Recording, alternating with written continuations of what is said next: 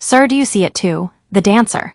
asked the billionaire, who was already counting her heartbeats. A woman in shimmering green feathers walked up to the coldest billionaire in Asia and touched the sleeve of his white suit. "Sir, do you see it too, the way the light is dancing?" Nunhel Kang's phone was vibrating. A medical team 10,000 miles away was waiting for a yes to begin a procedure that had no ethical return. A life on a list needed a match before morning. Nunhel looked down at the radiant woman whose blood was the only thing that could save his son. And for the first time in 10 years, he let the phone go dark. The festival lights blurred into streaks of neon and gold as Nunhel Kang adjusted his cufflink, his eyes never leaving the woman who had just touched his sleeve. Ife's smile was a force of nature, her spirit as vibrant as the feathered headdress that crowned her. To her, this moment was a shared spark of humanity amidst the drums. To him, it was the final confirmation of a successful hunt. He didn't pull away. Instead, he forced a thin, practiced smile, the kind used to close billion-dollar mergers. "I see much more than the light, Ife," he said, his voice a calm, deep baritone that cut through the chaos of the Lagos streets. "I see a talent that this festival is too small to contain." Before she could speak, he signaled to his assistant, who presented a heavy, cream-colored envelope embossed with a gold seal. He called it the Global Arts Fellowship, a prestigious, all-expenses-paid residency in a private sanctuary in the Swiss Alps. He spoke of legacy, of global stages, and of a dance academy she could finally fund for the girls back in her neighborhood. He watched her eyes widen, the hope igniting in them like a wildfire. He knew her history. He knew she would trade her own rest for the dreams of her community. "This is the chance you've prayed for," Nunhel whispered, his tone silk-wrapped and convincing. "A place of absolute peace to perfect your craft."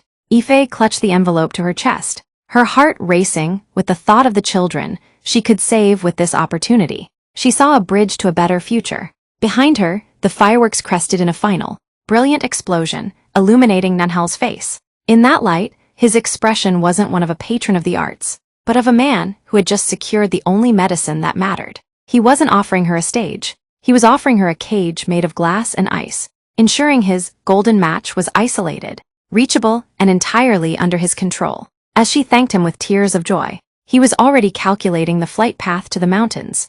The transition from the sweltering, rhythmic pulse of Lagos to the jagged silence of the Swiss Alps was a shock to Ife's senses. As the private jet's door hissed open, a wall of crystalline air rushed in, smelling of pine and ancient ice. Before her stood the sanctuary, a breathtaking marvel of architecture carved directly into the white granite of a mountain peak. Walls of floor-to-ceiling glass reflected the surrounding glaciers, making the structure look like a diamond embedded in the snow. Ife stepped onto the heated marble floors of the grand atrium, her colorful luggage looking out of place against the clinical, monochromatic interior. The warmth here wasn't like the sun in Nigeria. It was artificial, regulated, and scentless. As she moved deeper into the fortress, the Arts Fellowship she had imagined began to feel different. There were no dancers here, no music echoing through the halls, only the faint, rhythmic hum of high-end air filtration systems and the hushed footsteps of staff in silver-gray uniforms. Nunhel led her to the heart of the facility, a room where the glass walls looked out over a terrifyingly beautiful precipice. In the center sat a small, pale boy named Minho. He was surrounded by transparent screens and silent monitoring devices that blinked with a steady, haunting regularity. He looked less like a billionaire's heir and more like a fragile bird trapped in a crystal cage. When the boy turned to look at her, Ife felt a sharp tug at her heart. His eyes were wide and intelligent, but they carried a weariness that no child should possess. Nunhel didn't introduce him as a son to be played with, but as a masterpiece to be preserved. "He is the reason the world must stay quiet," Nunhel whispered, his shadow falling long across the sterile floor. Ife realized then that the beauty of the mountains wasn't meant to inspire her dancing. It was meant to hide the boy from the world, and now to hide her with him. The silence of the sanctuary began to feel less like peace and more like a lid on a boiling pot. Left alone, while Nunhel attended to logistics, Ife wandered the corridors, her dancer's instinct for space sensing a void behind the polished mahogany panels of the library. A slight push revealed a door with no handle, opening into a sublevel bathed in the pale, flickering blue of server racks. This wasn't a dance retreat. It was a digital archive of a dynasty's secrets. Her fingers trembled as she swiped through holographic files that hovered in the chilly air. She expected to find medical charts for a natural illness, but the data she pulled up was a chaotic map of splice sequences and artificial codes. The project was dated 30 years ago, bearing the signature of Nunhel's father. It wasn't a treatment plan, it was a blueprint. Minho's condition wasn't a tragedy of nature, but a catastrophic failure of design. He was the optimized heir, a child whose DNA had been edited for genius and longevity, now collapsing under the weight of its own synthetic complexity. The realization hit Ife like a physical blow. The illness was actually a biological rejection of the very upgrades meant to make him superior. The boy's body was a machine breaking down because its parts were never meant to exist. She saw photos of her own village in the files, records of blood samples taken decades ago under the guise of a vaccine drive. They had been looking for untainted, genetic anchors to stabilize their experiments back then, and now they were back to finish what they started. Ife backed away from the glowing screens, the cold of the room seeping into her bones. She wasn't here to be a donor for a sick child. She was the raw material needed to patch a leaking engine. Every kind word Nunhel had spoken in Lagos was a calculation to bring the original source back to the lab. As she looked up, she saw the reflection of a security camera tracking her every move. The mountain wasn't protecting Minho from the world. It was a black site vault, keeping the world from seeing the monster the Kang family had tried to build. The air in the observation deck felt thinner as two doctors in seamless white lab coats stepped forward.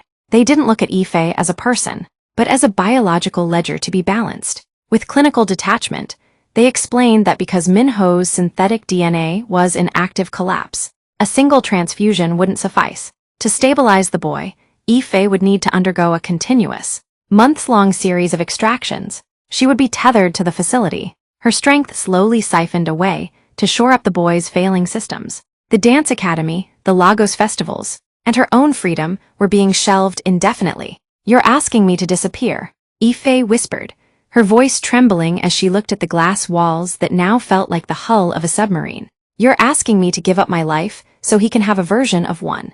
Nunhel stepped into the light, his white suit glowing against the deepening blue of the alpine twilight. He didn't look ashamed. He looked like a man explaining a necessary business cost. "It is not a disappearance, Ife. It is an elevation," he said, his voice as steady as the mountain itself. He walked toward the window, looking out at the vast, frozen peaks.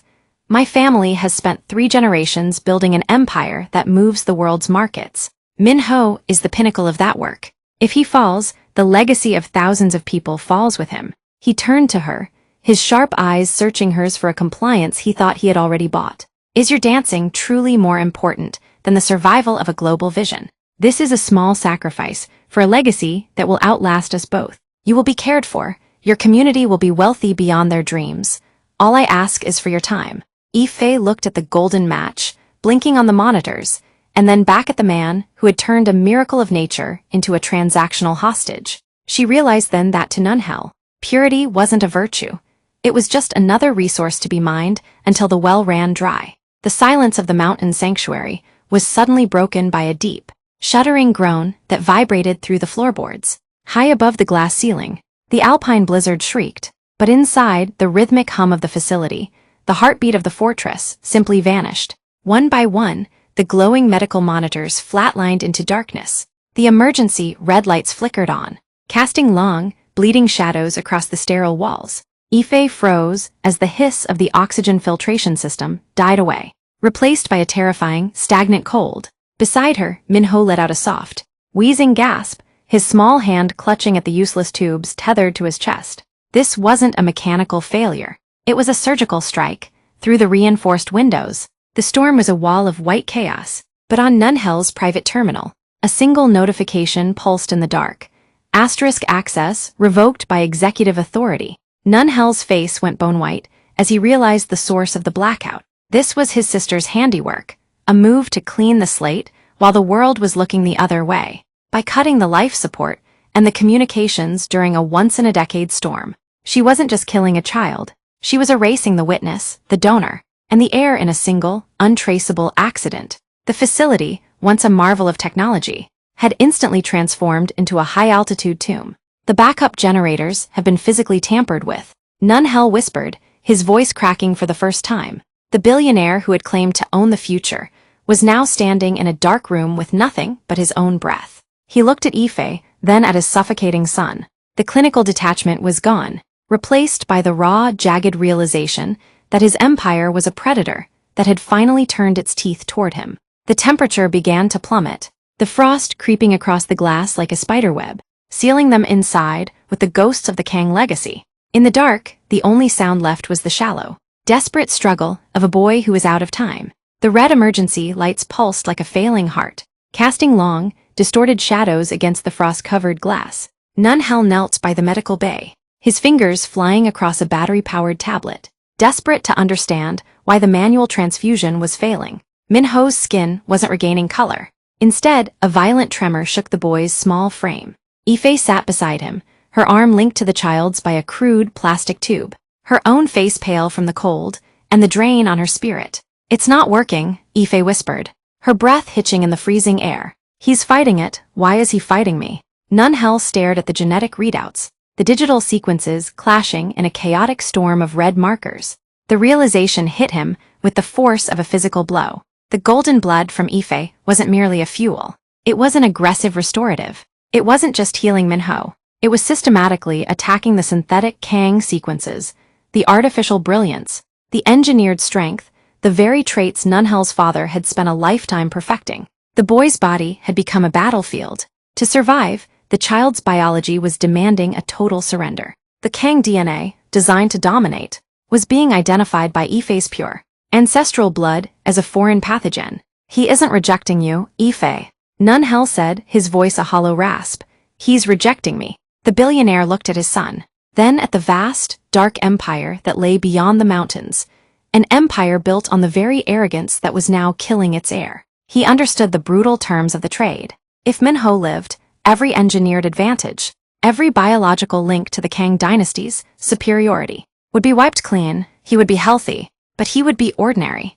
He would be a boy with no claim to the throne they had built. To save the son, the father had to agree to the total erasure of his own legacy. In the freezing dark of the sanctuary, Nun-Hel reached out and touched the terminal, initiating the sequence that would strip the Kang from the boy's marrow forever. The pristine silence of the sanctuary was replaced by the rhythmic, metallic echo of heavy breathing and boots striking cold iron. With the main elevators disabled by the sabotage, the only way out was down, through the narrow, lightless maintenance arteries that served as the fortress's hidden veins. Nun-Hel, the man who had never known a day of physical struggle, now moved with a desperate, clumsy urgency. His perfectly tailored white suit was already stained with grease and grit as he navigated the cramped crawl spaces, his shoulders scraping against the low, concrete ceilings. He carried Min-Ho, wrapped in a thermal blanket, the boy's weight feeling like a leaden anchor against his chest. Behind him, Ife moved with the grace of a woman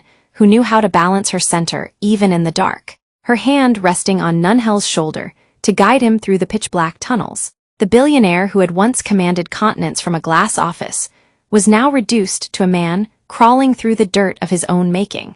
Every inch forward was a battle against the freezing drafts that whistled through the vents, and every slide down a rusted ladder was a reminder of how far he had fallen from his ivory tower. When they finally breached the emergency hatch at the base of the peak, the alpine storm hit them with the force of a physical blow. The world was a blinding, horizontal sheet of white. The luxury vehicles were gone, blocked by the drifts, leaving only the raw, ancient mountain.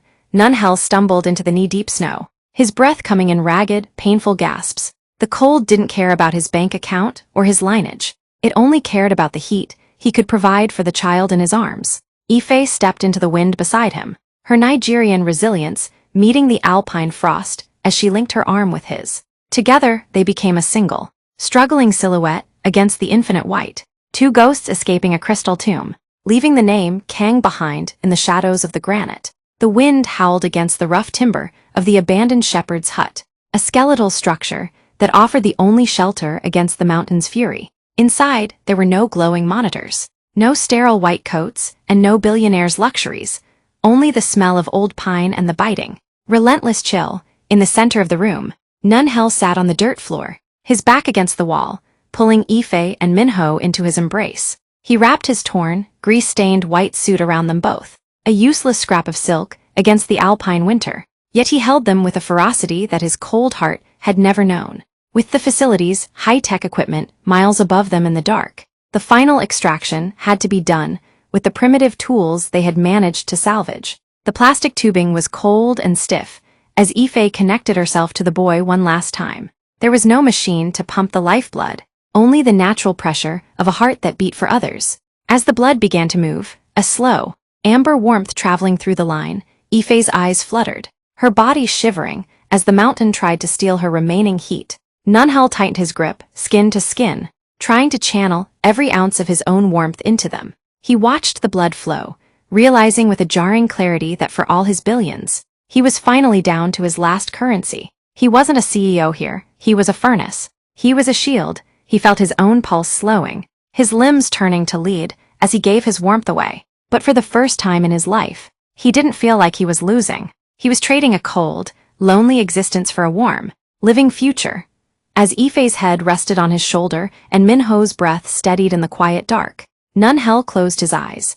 The billionaire had finally found a deal worth his entire life. The humid air of Lagos carried the scent of roasted corn and the salt of the sea, a world away from the sterile silence of the Alps. In the heart of the district, the drums had returned, their deep, resonant thrumming acting as the pulse of the neighborhood. Ife Afalian moved at the center of the circle, her green and gold feathers catching the afternoon sun as she danced. Her movements were no longer a plea for a dream or a performance for a billionaire. They were a celebration of a life reclaimed. She danced with a strength that was rooted in the very earth, her radiant smile a beacon for every young girl watching from the sidelines. A few yards away, sitting on a colorful wooden crate, was a healthy boy with bright, intelligent eyes.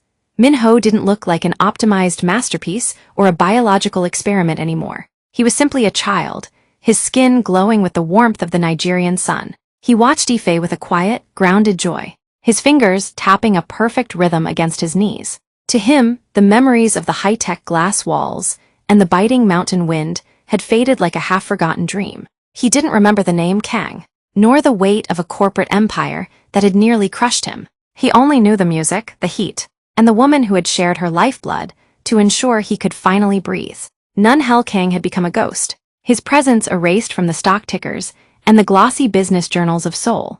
After the scandal of the genetic trials broke, the Kang name had been liquidated, the family's assets seized or dissolved in the wake of the Alpine tragedy. To the world, he was a missing casualty of the storm. In reality, he was the man who had stayed in the shepherd's hut long enough to ensure the search party found the boy and the donor, intentionally fading into the shadows so they wouldn't be followed by his family's shadow. He had traded his world of ice and steel for a legacy he would never see.